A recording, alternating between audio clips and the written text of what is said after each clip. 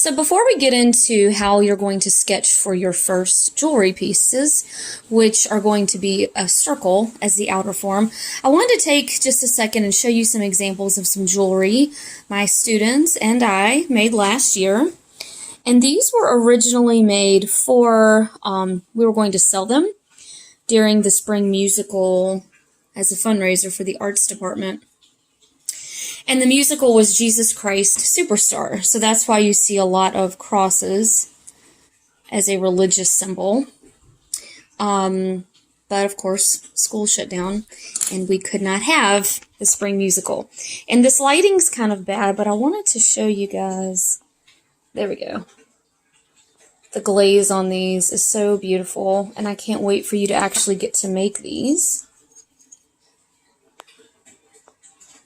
From your sketches. Okay.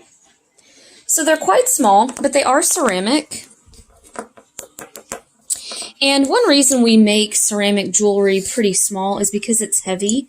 Things that are clay can be very heavy, and you know, you wouldn't want to be wearing maybe a huge heavy piece of jewelry around, but you can make earrings, you can make lots of jewelry from clay. So these are some finished examples, and hopefully once everyone gets their clay, you'll actually be making these and getting to do that at home. So how you're going to start this day, you can do this one of two ways to start your circle. You can trace something that's circular, or you can freehand a circle.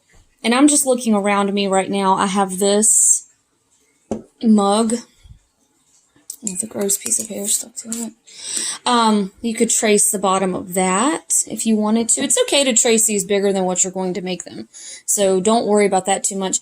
I have a can here I could trace. I even have a roll of tape up here if I wanted to trace that. So I'm probably going to trace that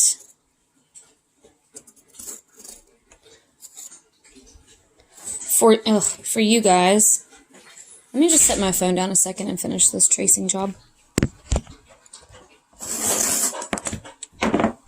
Okay, there we go. That's better. So this is big enough for you to see. It's always a good idea to sketch bigger than what you're going to be doing, just so you're not working so tiny and you can see what's going on. Okay, now our circle is how we're going to start, which is based on the video we watched about how a circle is so symbolic throughout every culture, civilization, religion, anything like that.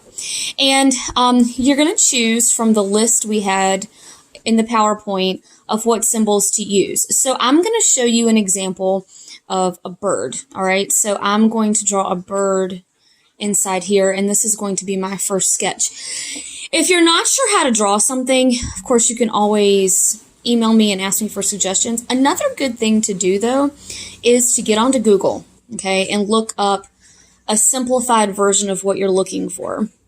And you can draw from that. So if you're not someone who's, oh, I'm not a very good drawer or whatever, that's okay. Let Google do some of the work for you. So over here, I have Googled simple bird.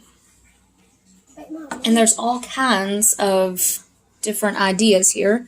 And you can scroll and find one that you like. And I think I'm going to use maybe that one right there. Okay, so I'll come over here and I'm going to sketch this out. Hey, remember guys, it's okay to erase. Okay, so like I'm drawing this right now. I did not sketch this ahead of time. So you're just seeing me do it. And if I mess up, guess what I'm going to do? I'm going to erase it. So it's always a good idea when you're sketching to draw light, so that if you do need to erase, you certainly can. Some of your designs you'll be carving in. Some will actually be adding on.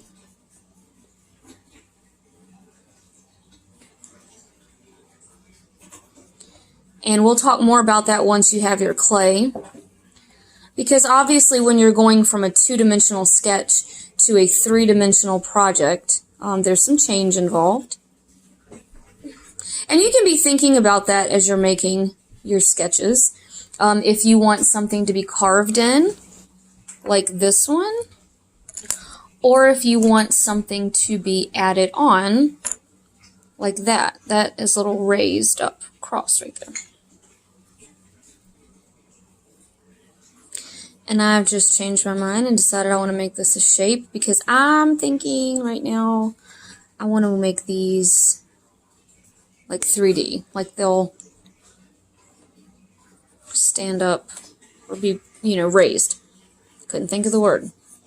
And in fact, I think I'll do that with all of my lines. So what I'll do is I'll double them. So my plan right now is to make these out of coils, little rolled out pieces of clay.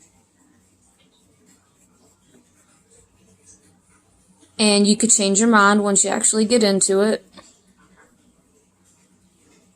And you have to be flexible with yourself when it comes to that. Sometimes it works on paper and it'll work out differently on clay. So I'm going to add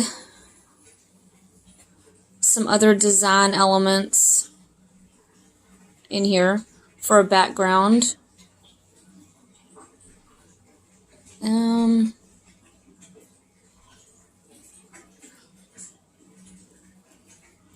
my thinking right now is these dots down here, I'll probably carve in like those dots.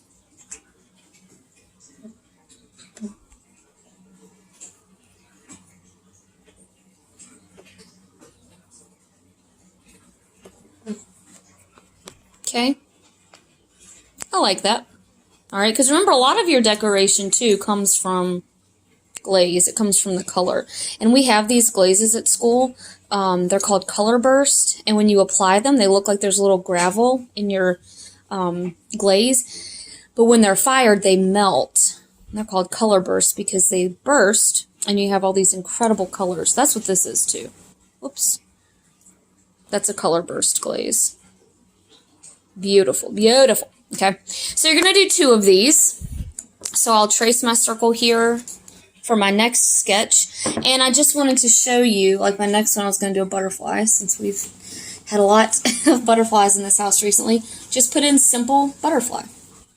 And you'll get all kinds of ideas. I really like those right here. Kind of like that side view. There's all kinds of things you can do. And the butterfly, just as an example, would be pretty to add a lot of detail in there into your wings and things like that. So you're going to do 2 sketches of circle jewelry. And once you finish your second one, you're going to upload that into your online portfolio. And this is going to be number 1 for me. And I'll come down here and do my second one. And that's how we're going to start this project.